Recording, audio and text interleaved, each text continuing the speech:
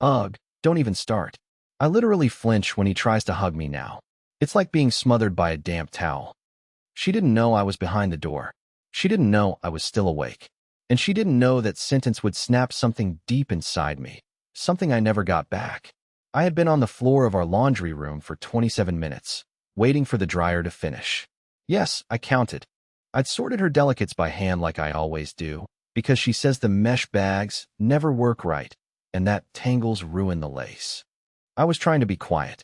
I didn't want to interrupt her late-night call. But then I heard my name, and that sentence, and then the laugh. Not hers. His. I didn't storm in, didn't shout, didn't cry. I folded the last pair of her underwear, pale pink, with the tiny satin bow, and I placed it carefully on the stack like I hadn't just been emotionally disemboweled by the woman I share a mortgage with. She had no idea I heard. None. When she came to bed, I was already under the covers, turned away. She didn't even say goodnight. I listened to the sound of her phone screen lighting up again and again behind me. Notifications. Soft vibrations. Laughter she tried to hold in. And I decided, I'm done. Not with the marriage. Not yet. But I'm done pretending I'm still wanted. Over the next 10 days, I stopped existing. I became a quiet shadow in my own home. I responded only when spoken to. I stopped asking about her day. I stopped initiating touch, not just hugs, but anything.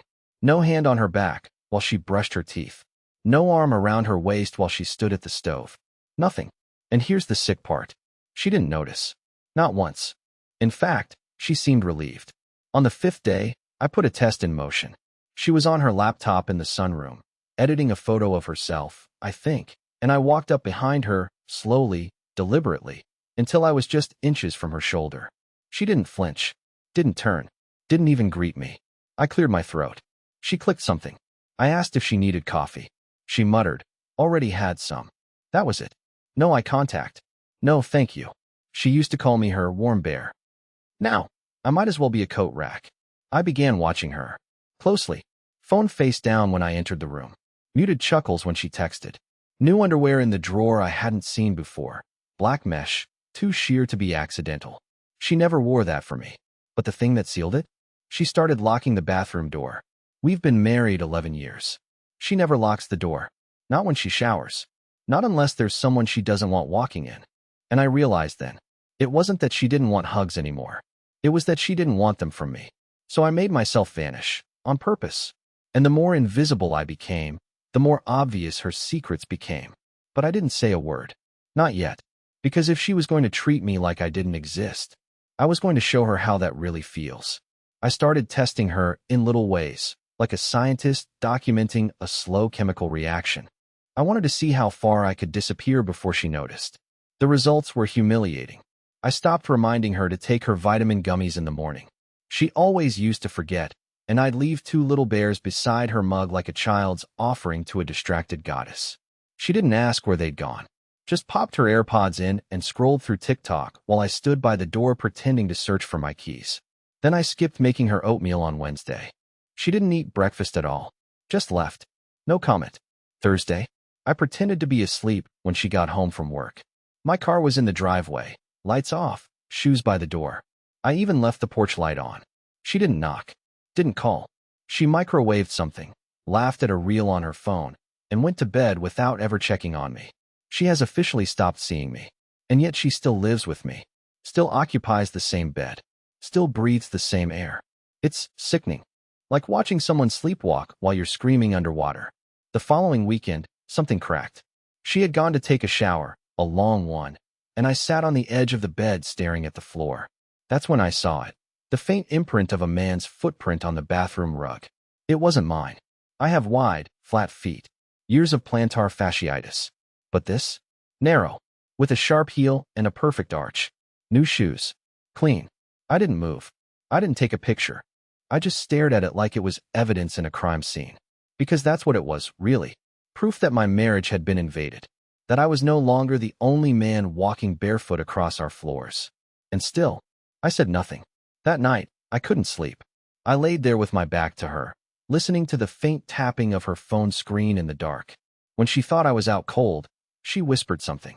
I couldn't catch the first part, but the second half was clear as glass. I can't do this much longer. He's like, Background noise now. Background noise. Let that phrase rot in your gut for a second. Imagine dedicating nearly a decade of your life to a woman who now places you somewhere between the sound of a running fridge and a ticking wall clock. The next morning, I made my decision. I wasn't going to confront her.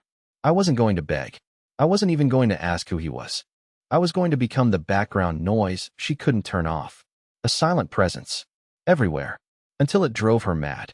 I would match her indifference, mirror her detachment, and quietly erase myself from every ritual of our marriage until the only thing left was her own reflection, cold, empty, and completely alone.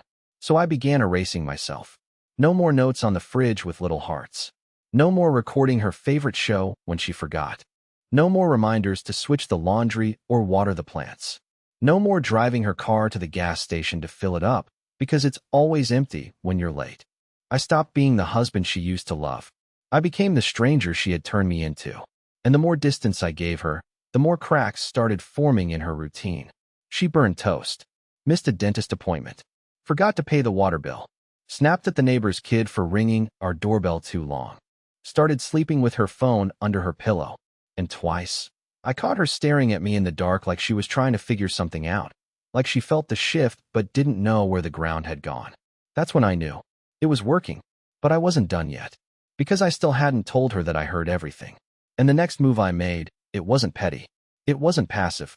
It was the first piece in a plan that would tear her new little fantasy world apart. Quietly, brilliantly, and with the same silence she used to kill us. It happened during a Wednesday night thunderstorm, the kind that knocks the air heavy and makes the whole house feel smaller. She left her phone on the couch, unlocked, face up. That never happens.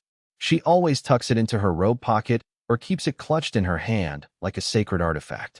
But this time, in the middle of a FaceTime call with her cousin Misty, she got up mid-conversation to check the window in the kitchen.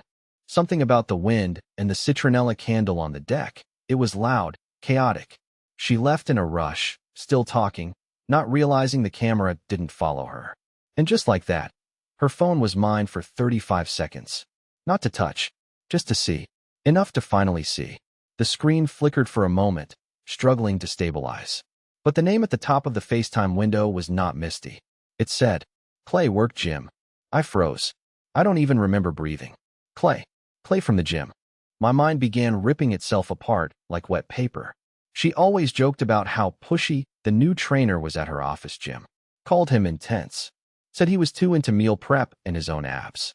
But she also said he was harmless. Not even my type, she once laughed. Yet now, his name was on the call. Not Misty. Not her sister. Clay. And worst of all, there was no shirt. Just his grinning, post-workout, chiseled reflection in what looked like the mirror of a locker room. And he was saying her name in a way I hadn't heard in years. I didn't scream. Didn't throw the phone. Didn't walk out into the storm and curse at the sky like some movie cliché. No. I walked straight into the garage, opened my old laptop, and typed one word into the search bar. Clay, Asheville personal trainer. What I found wasn't surprising, but it was useful. Public Instagram. Professional website. A bunch of shirtless promo videos.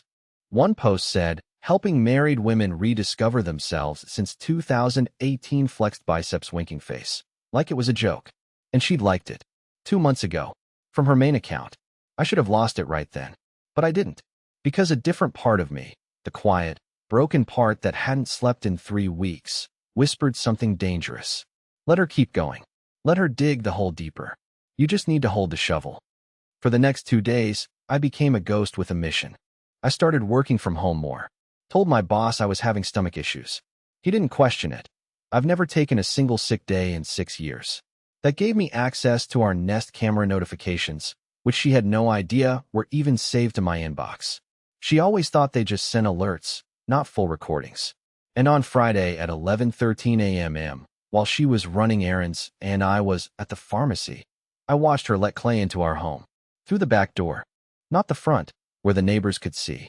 Not the garage, where we keep the camera above the tool shelf. But the back. The sliding glass door. The one we rarely use. She knew. She knew where the cameras were. And that means this wasn't new. This wasn't some recent flirtation or innocent mistake. This was an arrangement. A carefully rehearsed lie. He stayed for 47 minutes. Not long enough for dinner. Not long enough for workout advice. But exactly long enough to confirm what I'd feared and what she'd been hiding in her body language for months. When he left, she wiped down the counter with the same cloth she uses to clean her phone. Then she opened the windows. Not all the way, just a crack, like she thought she could air out the guilt. That night, I made her dinner. From scratch. Her favorite, creamy pesto chicken over angel hair, with lemon zest and a side salad. Even cut the cucumbers into the little moons she always liked. She didn't eat much. Said she was full. Looked tired. I told her she looked beautiful. She blinked twice. Like the compliment didn't compute. And I watched her sit across from me with a stomach full of clay and a head full of excuses, thinking I had no idea. But I did. And that's when I made a new decision, colder than the last. This wouldn't end with me confronting her. It wouldn't end with me yelling, crying, or begging. It would end with her losing everything. The house, the comfort, the mask, and the man she thought she knew. Because she was right about one thing. I'm not the same anymore. The first thing I did was change the garage code. Not to something random. That would have drawn attention. I changed it to her birthday. The one she never uses. Not the cutesy Instagram one with the filtered balloons and cake emojis. Her real birthday. The one on her birth certificate. The one she always lies about. It was a test. Because if Clay tried to sneak back in using the keypad, and it didn't work, she'd have to tell him the new code. And if she did, I'd know she was still feeding him access. That would be mistake number 1. Mistake number 2 came 2 days later. I found her watching our wedding video on her laptop. Not crying. Not smiling. Just staring. Paused at a frame where I'm holding her hand and saying my vows with that dumb, sincere look on my face. The one she used to say made me look like a wet puppy. She closed the tab the moment I walked in and shoved her laptop under a throw pillow like it was porn. Then she stood up and asked if we were out of paper towels. That's what guilt looks like in real time. But I didn't say a word. I told her I'd get more from the garage. Then I waited outside the door for 3 minutes. She didn't open the laptop again. She just sat on the couch with her head in her hands. I noticed other cracks too. Subtle ones. She started texting slower, turning her screen down dimmer, laughing less. Once, I heard her fake a phone call while doing dishes. She held the phone to her ear, but it didn't light up. She spoke in clipped phrases like she wanted me to overhear. Yeah, no, I can't tonight. He's been weird. I don't know what's going on. No, it's not that. Just off. She wanted me to ask. She needed me to take the bait. I didn't. I walked past her to the fridge, opened it, stared at a single jar of Dijon mustard for 23 seconds, then walked out of the kitchen. Let her stew in it. Let her start wondering. Then I did something risky. I left my laptop open in the guest room, on a fake email thread. The subject line, divorce consultation options, private. It wasn't real. I made it in Notepad, then screenshotted it, and opened it in full screen like it was my inbox. I left it there for exactly 2 hours while I ran to Lowe's. Long enough for her to find it. Short enough for her to panic. When I returned, the screen had been closed. Not shut down, just closed. The power light was still blinking. My mouse had moved half an inch. The seat cushion was slightly compressed. She saw it. She definitely saw it. But when I walked into the living room, she was curled under a blanket with her phone, pretending to watch a crime documentary. The volume was muted. How was the store? She asked, without looking up. Didn't have what I needed, I said, opening a bag of chips I didn't buy. The next morning, she made me breakfast. Eggs, real bacon, toasted sourdough with honey butter. She hasn't cooked in over a month. I sat down, took a single bite, and said, thanks. That was it. No eye contact. No emotion. She hovered, waiting. Then she tried to touch my shoulder. I flinched, deliberately, and said, hot pan still on. She pulled back like she'd been caught. And then she walked away. That was the moment I knew. She was afraid. Not afraid I'd hurt her. I've never even raised my voice. But afraid I was finally waking up. Afraid I'd seen her without the mask. She didn't sleep well that night. She tossed more. Coughed for attention. Even reached out once in the dark and let her hand hover above me like she was about to touch my back. I stayed still. Let her think I was asleep. She retracted like a claw and whispered something I couldn't quite hear. I think it was, what did I do? But it might have been, what if he knows? Same difference. She was unraveling. And all I had to do was nothing. But I wasn't done. Because Clay was still out there. And he didn't know who he was messing with. Yet. By now I'd memorized the exact timing of her lies. Every Tuesday, she left at 5:40 p.m. sharp. Client staging call, she said. Supposedly at a property 40 minutes away. She always came home around 8:15 p.m., humming softly like someone who just had a productive business dinner. Hair slightly windblown. Not too perfect, just believable. But I'd been watching her car's GPS history, quietly synced to my email since we bought it. It took me 2 minutes to access it. She hadn't driven to that client's neighborhood in over 2 months. Instead, she parked 3 blocks from Clay's condo. Always the same intersection. Always next to that grimy sushi place with the flickering neon sign. She never went inside. She walked past it, into the alley, and disappeared behind a metal gate. I'd driven there earlier that day to see it for myself. It was a shortcut to the back entrance of Clay's apartment building, a modern complex he boasted about in one of his shirtless Instagram Q&As, which I now watched with morbid fascination. He always filmed in the same kitchen. Gray quartz counters. Fake succulents by the sink. I recognized them, because I saw them reflected in her sunglasses once, in a selfie she posted while pretending to be at a cafe. She left a heart emoji in the caption. So that Tuesday night, when she left for her usual consultation, I followed. Not close enough to be obvious. Not in our car. I borrowed my brother's truck, dented, old, forgettable. I parked on the same block. Waited 25 minutes. At exactly 6:10 p.m., a security light clicked on over Clay's back balcony. I saw her silhouette, clear as day, laughing, drinking wine, and touching his arm like it was instinct. She was in our date night dress. The green one with the side slit she told me didn't fit right anymore. I guess it fit for Clay. I didn't cry. I didn't scream. I took a picture. Not of her face. Not of him. Just the shadow of them through the blinds. Her hand tracing a line down his chest. The wine glass on the sill. The dress. The light. All I needed was the shape of the betrayal. Proof. Not for her. For me. Because the time was coming. And I wanted to remember that image when I let everything collapse. The next day, she acted normal. Too normal. She brought me a coffee, unprompted, and asked how I'd slept. She never asks that. Then she said something that nearly made me drop the mug. Hey, do you think we've been distant lately? Just like that. After weeks of emotional neglect. After Clay's fingers on her skin. After late-night whispers and cold shoulders and fake phone calls. She had the gall to ask if we were distant. I almost laughed. Instead, I just nodded and said, maybe a little. She looked disappointed that I hadn't given her more. Like she was hoping I'd beg, explode, do something. But I wouldn't give her that. I wasn't her wounded dog anymore. I was the quiet man holding the detonator. That night, she changed her phone password. Classic move. I didn't panic. Because I already had what I needed. She thought she was getting smarter. More careful. But that was her biggest weakness. She thought this was still a game of me catching her. She didn't realize it had already become a game of me watching her spiral. 2 days later, Clay made his first real mistake. He showed up to our neighborhood. In broad daylight. I was in the garage, behind the half-open door, organizing shelves just to kill time. I wasn't expecting anything. But I heard a voice, a little too loud for comfort, say, "You sure no one's home?" I froze. Peeked through the corner of the window. It was Clay. Wearing gym shorts and a tank top like this was just another afternoon errand. Holding a smoothie. Smirking. Like my marriage wasn't wrapped around his bicep. She met him at the edge of the driveway. Nervous. Glancing over her shoulder like a guilty teenager. "Don't," she hissed. "Not here." "Come on," he laughed. 5 minutes. She pulled him back toward the sidewalk. Right in front of the damn neighbors. They stood behind her car, half shielded by a bush. She kissed him. Quick, but real. Then pushed him away like she knew how stupid it was. I recorded the whole thing from inside the garage. No faces. Just enough. The shirt. The tattoo. The timestamp. Her bracelet. Her laugh. All captured. All stored. I didn't say anything that night. I acted like I didn't notice the lipstick smudge she wiped off in the mirror.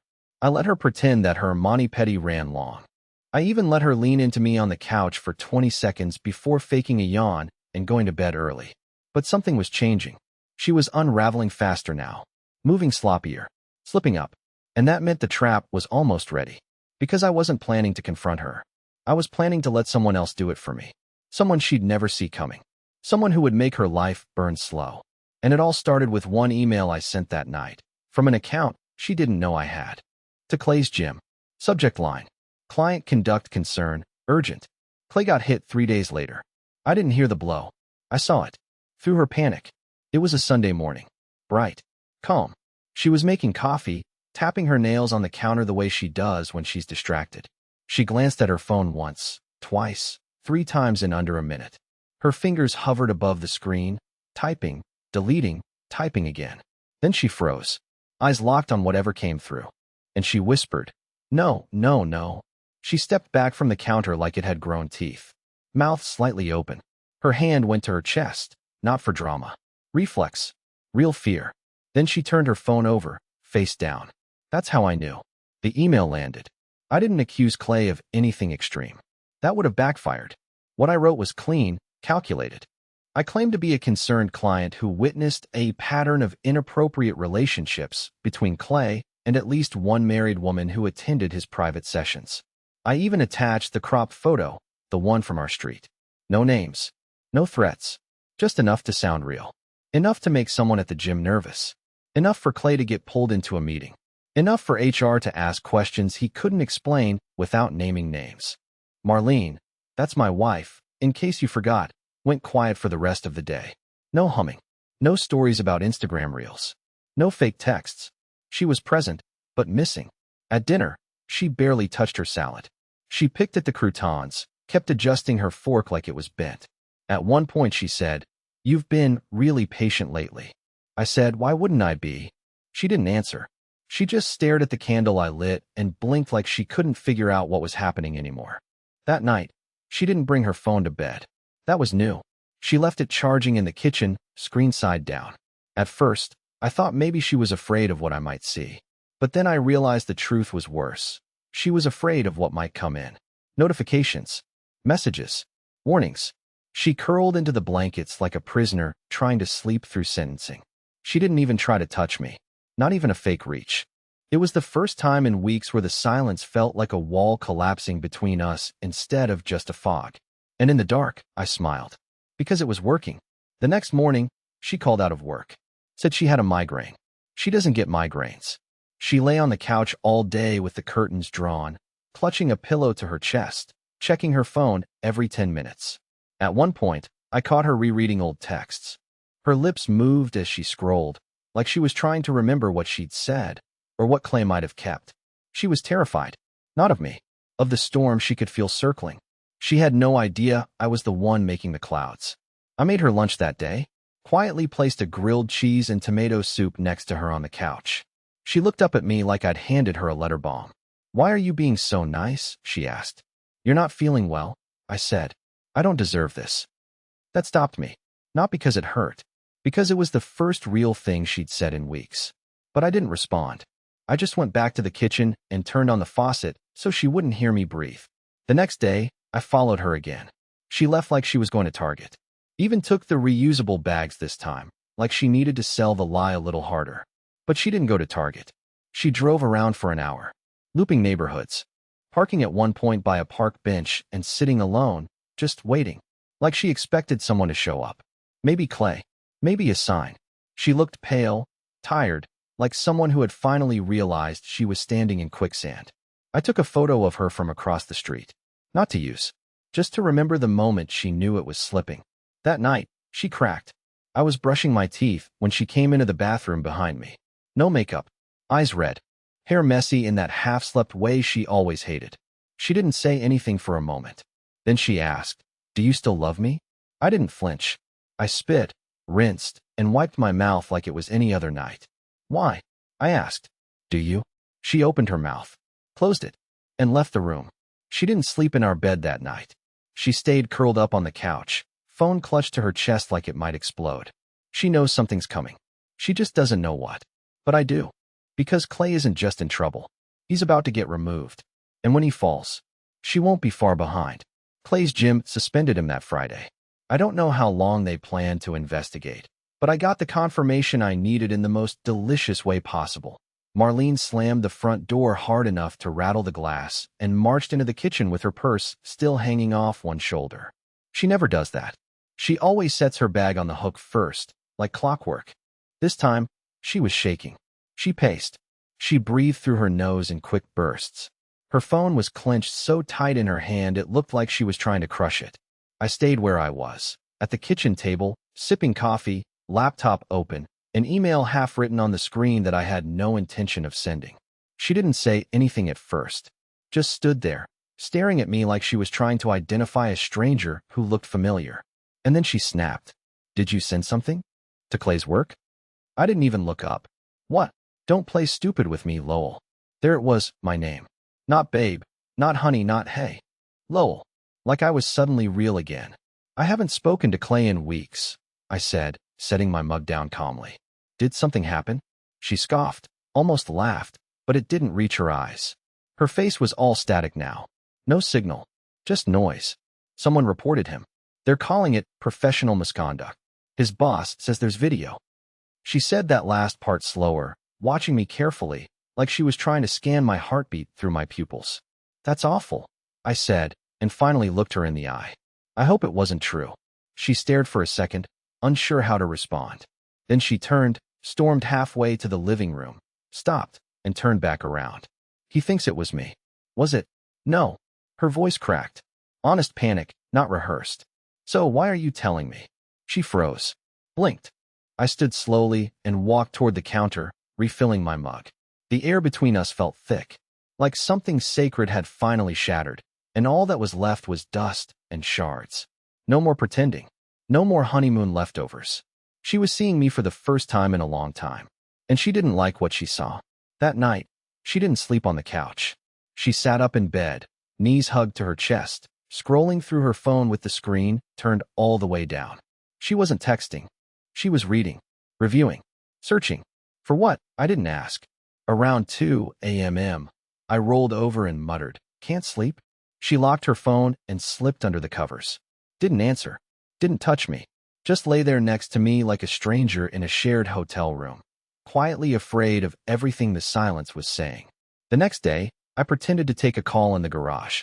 I stood near the window on purpose, phone pressed to my ear, talking just loud enough for her to hear. "Yeah, well," I told her. I gave her time. She made her choice. What else was I supposed to do? Pause. No, she doesn't know yet. But she's starting to crack. Another pause. Soon. Trust me. Then I hung up and walked back in like nothing happened. She was in the kitchen, frozen, holding a glass of orange juice she hadn't sipped. Her eyes followed me like a security camera. She didn't ask who I was talking to, because she was scared of the answer. Later that afternoon, she tried to cook. She hasn't willingly cooked for both of us in nearly 6 weeks. But there she was, apron on, chopping onions with tears already leaking, though I don't think it had anything to do with the vegetable. I watched her fumble with the garlic press, start and stop a pot of rice twice, and burn one side of the chicken thighs while trying to balance her phone on a cookbook stand like it was going to save her. Dinner was a disaster. The rice was undercooked, the sauce was too salty, and she barely touched her plate. But I ate every bite. "Thank you," I said, swallowing the burnt edge. "This means a lot." She looked like she was about to cry. I could see the truth building behind her eyes. A dam of regret she couldn't plug anymore. The lies, the hiding, the coldness, the man she let into our home while I folded her socks. She was finally starting to drown in it. But I wasn't done. Not yet. That night, I texted Clay from a new number, a temporary one. One line. "She's not worth losing your job over. Hope the HR meeting goes well." No name. No follow-up. I didn't need a response. I just needed him to panic enough to start asking her questions. To break formation. To demand answers she couldn't give without exposing herself. Because once they started turning on each other, I wouldn't have to lift a single finger. They'd collapse all on their own. And I'd be there, watching the wreckage fall right back into my lap. Exactly where she left me the night I heard her say she hated hugging me. Clay disappeared 2 days later. Vanished from her texts. No more FaceTime bubbles. No more gym posts. His Instagram was wiped. His profile photo gone. She tried to act like she didn't notice, but I saw the panic rise behind her eyes like a tide she couldn't hold back. She paced the bedroom while pretending to fold clothes that weren't wrinkled. She bit her nails, something she hadn't done since we were dating. She left 3 voicemails one night. I heard the last one through the door, her voice cracking like a child's. "Can you just call me back? Please. I don't know what's going on." I'm sorry if I made this worse. But there was no reply. And for the first time since this all started, she looked truly, unmistakably alone. I didn't gloat. I didn't smirk. I didn't say a word. Instead, I booked a cabin. One night. 2 hours out of town. Quiet. Minimal cell service. I left her a note on the counter. Taking a night to think. Don't call. No threats. No accusations. Just truth. She texted 3 times. Then once more at 11:12 p.m. I think I messed everything up. If you're still here tomorrow, I'll tell you the whole truth. I came back the next afternoon. The house was clean. Unusually clean. Like the first day we moved in, and everything still smelled like paint. She was sitting on the patio. In sweatpants. No makeup. Her hair was pulled into the same messy knot she used to wear when we stayed in on Sundays and made pancakes at noon. She stood when she saw me. Didn't speak. Just walked over, placed something in my hand, and stepped back. It was her wedding ring. She wasn't wearing it anymore. She started to cry. Not loud, not performative.